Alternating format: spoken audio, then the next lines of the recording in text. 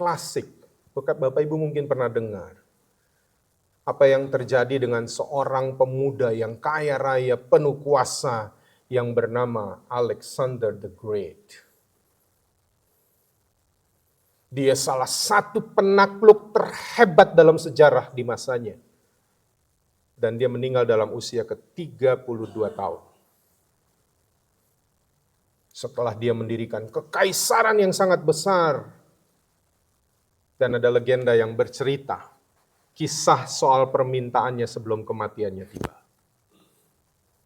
Ada 3 hal yang dia minta.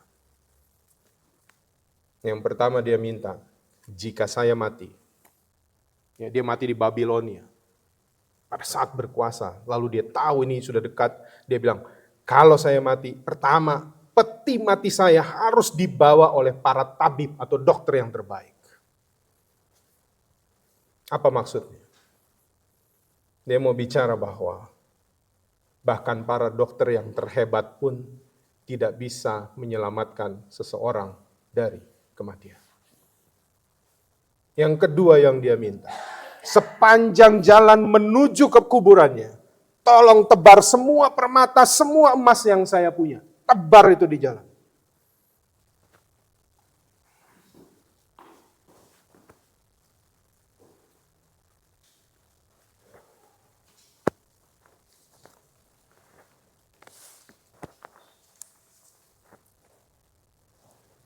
Jemaat yang dikasihi Tuhan, bacaan Alkitab hari ini diambil dari Kitab Perjanjian Baru, Lukas 12 ayat 13 sampai dengan 21 yang menyatakan orang kaya yang bodoh. Seorang dari orang banyak itu berkata kepada Yesus, "Guru, katakanlah kepada saudaraku supaya ia berbagi warisan dengan aku." Tetapi Yesus berkata kepadanya, "Saudara, siapakah yang telah mengangkat aku menjadi hakim atau pengantara di atas kamu?" Katanya lagi kepada mereka, "Berjaga-jagalah dan waspadalah terhadap segala ketamakan, sebab walaupun seorang berlimpah-limpah hartanya, hidupnya tidaklah bergantung daripada kekayaannya itu." Kemudian ia mengatakan kepada mereka suatu perumpamaan. Katanya, ada seorang kaya, tanahnya berlimpah-limpah hasilnya. Ia bertanya dalam hatinya, "Apakah yang harus aku perbuat? Sebab aku tidak mempunyai tempat di mana aku dapat menyimpan hasil tanahku." Lalu katanya, "Inilah yang akan aku perbuat. Aku akan merombak lumbung-lumbungku dan aku akan mendirikan yang lebih besar dan aku akan menyimpan di dalamnya segala gandum dan barang-barangku. Sesudah itu aku akan berkata kepada jiwaku, 'Jiwaku, ada padamu banyak barang, tertimbun untuk bertahun-tahun lamanya. Beristirahatlah, makanlah, minumlah, dan bersenang-senanglah.' Tetapi firman Allah kepadanya, 'Hai engkau yang bodoh, pada malam ini juga jiwamu akan diambil daripadamu. Dan apa yang telah kau sediakan, untuk siapakah itu nanti?' Demikianlah jadinya dengan orang yang mengumpulkan harta baginya sendiri, jikalau ia tidak kaya di hadapan Allah." Demikianlah pembacaan Alkitab. Berbahagialah orang-orang yang memegang perintah-perintahnya, yang mencari Dia dengan segenap hati, yang juga tidak melakukan kejahatan, tetapi yang berjalan menurut jalan-jalan yang ditunjukkannya. Haleluya. Haleluya. Haleluya.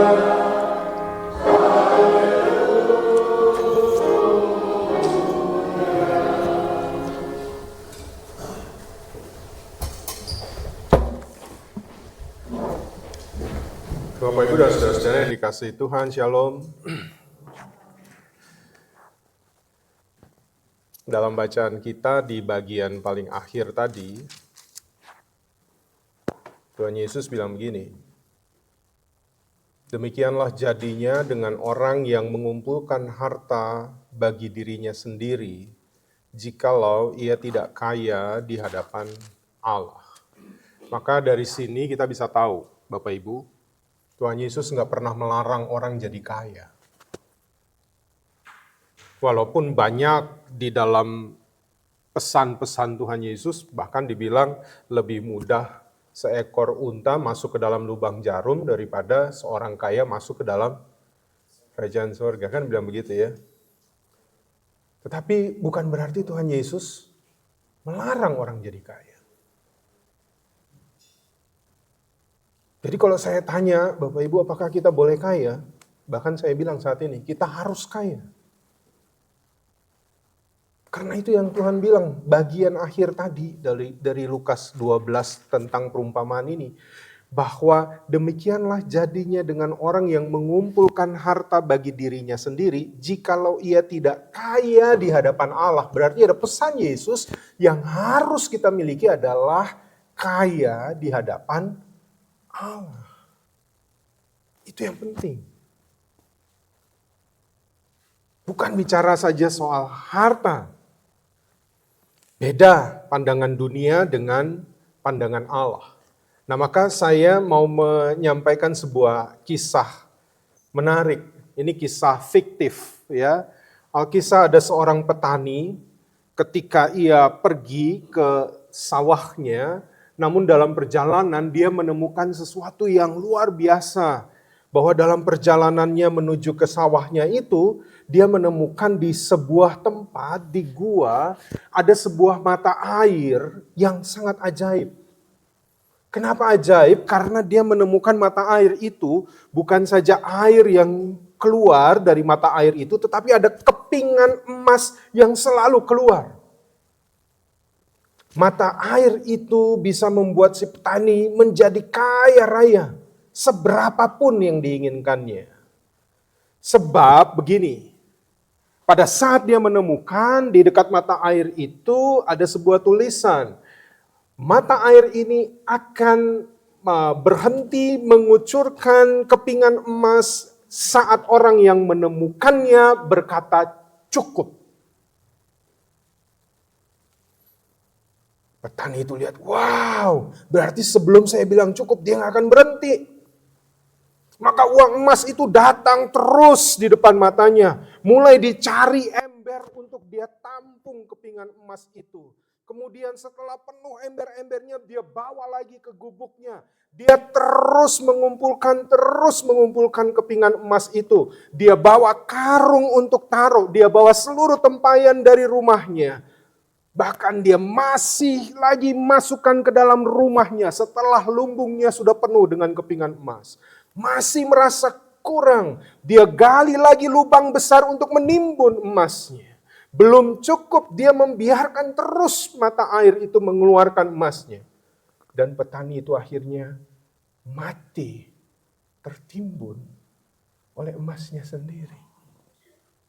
Beda kalau dulu kita suka baca, saya dulu suka baca Donald Bebek. Dan selalu ketemu dengan Paman Gober. Bapak Ibu tahu Paman Gober? Dia selalu berenang di atas kepingan uangnya. Kalau ini petani nggak mati tertimbun sama emas. Kenapa? Karena dia nggak pernah berani untuk berkata cukup supaya itu berhenti. Ini cerita fiktif, tetapi ini sangat menggambarkan kenyataan dari banyak orang yang sulit untuk berkata pada dirinya sendiri, cukup. Nah, Bapak Ibu, saya masuk sekarang ke dalam teks ini. Kita harus tahu konteks ketika Tuhan Yesus berbicara di dalam Lukas 12 bahwa pada saat itu Yesus sedang berkhotbah di depan banyak orang. Banyak sekali orang yang sedang berada di hadapannya. Tiba-tiba ada orang yang menyelinap masuk, ingin sekali berjumpa dengan Yesus. Dia tidak buta, dia bukan orang lumpuh, dia bukan orang yang sedang sakit, bukan. Tapi dia datang kepada Yesus, dia mencoba menerobos banyak orang, hanya untuk minta agar Yesus dengan kuasanya bicara dengan saudaranya supaya berbagi warisan dengannya. Saya mesti bilang begini dulu, Bapak Ibu harus ngerti konteks. Dalam tradisi Yahudi, kalau saya ambil contoh keluarga Paremon Andris. Paremon Andris kalau kaya raya, maka begitu Paremon, ini contoh Paremon ya, pada saat Paremon sudah meninggal, maka untuk Ryan, itu 2/3 dari semua yang Paremon punya. Untuk Peter, sorry Rachel, yang dihitung hanya anak laki. Untuk Peter, itu 1/3. Nah, si yang bertanya kepada Yesus, tidak mungkin dia ada di posisi sebagai anak sulung. Karena dia pasti punya bagian yang lebih 2 kali daripada adiknya. Sudah hampir bisa dipastikan yang bicara sama Yesus adalah si adik. Dan Yesus tahu bahwa warisan yang dia terima bukan sedikit. Dan bagi dirinya sebenarnya itu sudah cukup. Masalahnya adalah dia tidak pernah sampai dari masalah cukup sehingga dia ingin Yesus ngomong sama saudaranya supaya bagi lagi sama saya. Dan Yesus menjawabnya dengan straight. Bapak Ibu belajar dari sini. Tidak semua orang yang datang kepada Yesus menyampaikan keinginannya dan keinginannya terpenuhi. Ini orang ini datang berjumpa dengan Yesus. Dia terobos barisan itu. Tapi Yesus tahu tentang hatinya.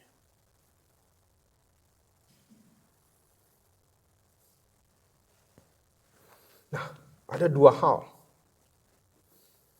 yang kita belajar dari orang ini. Yang pertama, yang dipikirkan oleh orang ini hanyalah soal harta. Dia mencari Yesus supaya bisa dapat harta yang lebih banyak. Dia mencari Yesus supaya dia bisa mendapat bagian yang lebih besar.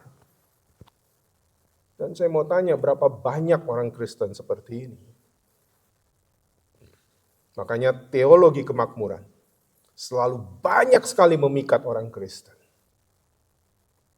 Mencari Yesus, datang di hadapan Yesus, tetapi dalam pikiran dan hatinya bukan Yesus yang dia cari.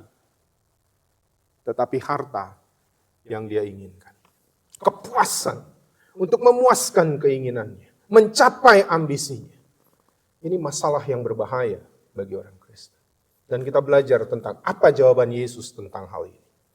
Yang kedua, ini yang bagi saya lebih tragis. Demi ambisinya, dia rela kehilangan relasi.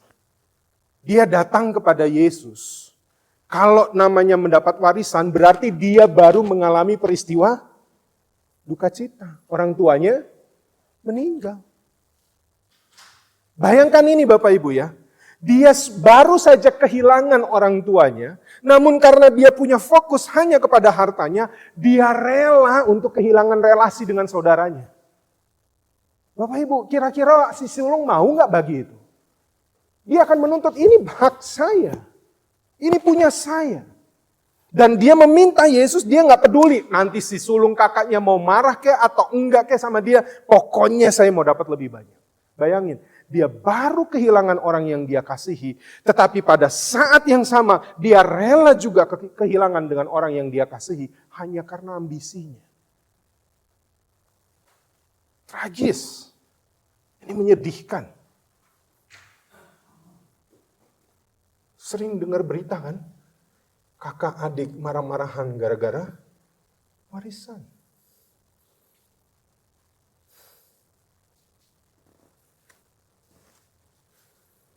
Kadang-kadang saya berpikir, waduh, kenapa ya soal warisan? Ya warisan itu uang kaget. Yang gampang didapatnya. Jadi mulai berhitung dengan luar biasa. Wah, Oleh karena itu Tuhan Yesus berbicara di ayat 15. Ya, saya bacakan bagi kita. Kata Yesus kepada mereka, berjaga-jagalah dan waspadalah. Bukan soal berjaga-jagalah, tapi dia juga bilang waspadalah terhadap segala ketamakan, greediness. Sebab walaupun seorang berlimpah-limpah hartanya, kata Yesus, hidupnya tidaklah tergantung daripada kekayaannya itu. Mengapa Yesus menyampaikan ini dengan tegas, berjaga-jagalah dan waspadalah terhadap ketamakan? Dengar baik ini Bapak Ibu. Karena keserakahan atau ketamakan bukan sekedar keinginan akan lebih banyak, tetapi itu adalah cerminan, refleksi dari dalam tentang ketidakpuasan jiwa. Semakin orang dikuasai oleh keinginan akan harta, kuasa, kesenangan, dan semakin ia akan kehilangan damai, syukur, dan rasa cukup. Yang sebenarnya adalah kekayaan sejati dari jiwa. Orang yang tamak sering mengorbankan integritas dirinya. Tiba-tiba dia bisa berubah. Dia bisa mengorbankan kasihnya. Sama seperti saudara ini. Dia bahkan bisa mengorbankan imannya. Walaupun tidak melakukan kebenaran. Yang penting keinginan saya tercapai. Karena ketika relasi rusak karena ketamakan, maka jiwa menjadi miskin. Karena kehilangan nilai kehidupan yang sejati, yaitu cinta, kebaikan, kebenaran, dan pengorbanan. Nah, yang menjadi pokok persoalan, ketika Yesus menyampaikan sebuah perumpamaan tentang orang kaya yang bodoh, pokok persoalannya bukan pada sekedar menimbun harta kekayaan, tapi sikap hidupnya yang sebenarnya mengabaikan keberadaan Allah di dalam hidupnya. Yesus bercerita dan bilang orang kaya itu tidak menggunakan kekayaannya sebagai sarana untuk menjadi kaya di hadapan Allah.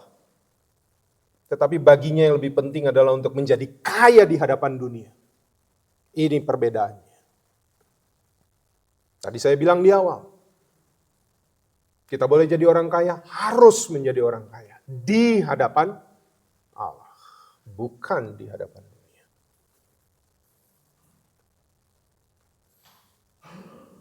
Dengan kata lain, saya mau sampaikan bahwa Bapak Ibu, persekutuan dengan Allah itu jauh lebih penting daripada berkat-berkat Allah. Sangat ironis, orang banyak berfokus pada berkat-berkat Allah, bahkan sering malah membuat orang-orang tersebut melupakan Allah si pemberi berkat. Itulah yang terjadi pada orang kaya tadi. Dia timbun, lalu dia bilang, Bapak Ibu kalau baca pelan-pelan tadi, orang kaya ini, dia cuma bicara soal aku kepada jiwaku, dia cuma bicara terus kepada dirinya, dia tidak punya relasi keluar. Karena bagi dia yang paling penting adalah memuaskan keinginannya. Bayangkan itu. Dan Yesus menceritakan itu, dan Yesus mengkategorikan orang ini sebagai orang yang bodoh.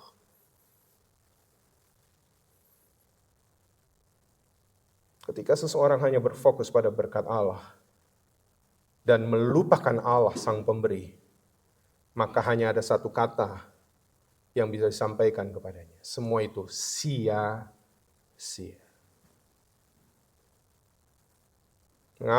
Mengapa sia-sia saya sampaikan? Sebab apakah bukan sia-sia namanya ketika seorang berusaha sekuat tenaga mengumpulkan harta agar hidupnya nyaman, tetapi dia sendiri tidak bisa menikmatinya. Kenapa? Nah, saya mengakhiri renungan ini dengan menyampaikan sebuah cerita klasik. Bapak Ibu mungkin pernah dengar. Apa yang terjadi dengan seorang pemuda yang kaya raya, penuh kuasa, yang bernama Alexander the Great. Dia salah satu penakluk terhebat dalam sejarah di masanya. Dan dia meninggal dalam usia ke-32 tahun. Setelah dia mendirikan kekaisaran yang sangat besar.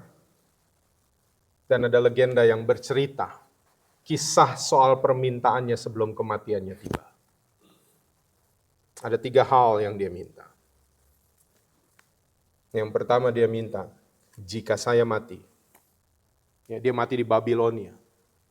Pada saat berkuasa, lalu dia tahu ini sudah dekat, dia bilang, kalau saya mati, pertama, peti mati saya harus dibawa oleh para tabib atau dokter yang terbaik. Apa maksudnya? Dia mau bicara bahwa bahkan para dokter yang terhebat pun tidak bisa menyelamatkan seseorang dari kematian. Yang kedua yang dia minta, sepanjang jalan menuju ke kuburannya, tolong tebar semua permata, semua emas yang saya punya. Tebar itu di jalan. Ini untuk mengingatkan bahwa kekayaannya tidak pernah bisa dia bawa, bahkan ketika dia mati.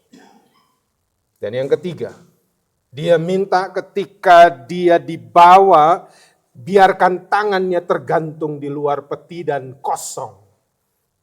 Dan ini menjadi simbol bahwa ia meninggalkan dunia dengan tangan kosong, tidak membawa apa-apa.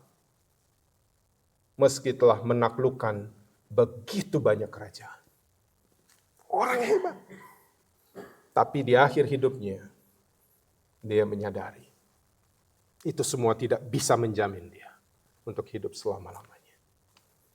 Oleh karena itu, pertanyaan yang saya mau sampaikan bagi kita, di saat kita hidup, apakah kita mau menggantungkan hidup ini pada apa atau pada siapa? Jangan menggantungkan hidupmu pada harta yang kau miliki, tapi bergantunglah pada Sang Pemberi harta itu. Jangan salah bergantung agar hidupmu tidak akan menjadi sia-sia. Karena jika menggantungkan hidup pada harta, menggantungkan hidup pada apa yang kita miliki, itu dapat membuat kita menjadi tamak, menjadi bodoh, dan selalu khawatir. Enggak menikmati. Namun jika kita menggantungkan hidup kita hanya kepada Tuhan Sang Pemberi berkat, maka kita akan selalu menemukan, bukan kita hidup berlebihan, tidak. Tetapi kita akan menemukan bahwa kasih-Nya, berkat-Nya selalu ada bagi hidup saudara dan saya. Kita akan menemukannya. Bahkan kita bisa mengatakan, hidupku sudah berkelimpahan. Bapak Ibu, paling akhir saya mau bilang begini, kita tidak akan pernah merasa hidup berkelimpahan tanpa kita pernah merasa cukup. Karena kalau kita belum pernah bilang cukup bagi hidup kita nggak pernah merasakan apa itu kelimpahan dalam hidup ini. Dan itu yang Yesus mau katakan. Hei, cukupkanlah dirimu dengan apa yang ada padamu. Karena Alkitab bilang, akar dari segala kejahatan adalah cinta akan uang. Bapak Ibu tahu Robert T. Kiyosaki yang tulis buku Rich Dad, Poor Dad. Dia pernah plesetin. Dia bilang begini, akar dari segala kejahatan adalah tidak punya uang. Dia plesetin itu. No. Bukan soal karena Anda punya atau tidak. Tapi kalau Anda pernah merasakan kecukupan dalam hidup, engkau akan selalu bersyukur. Engkau tidak akan khawatir tentang hidupmu. Karena engkau tahu siapa yang menjamin hidupmu.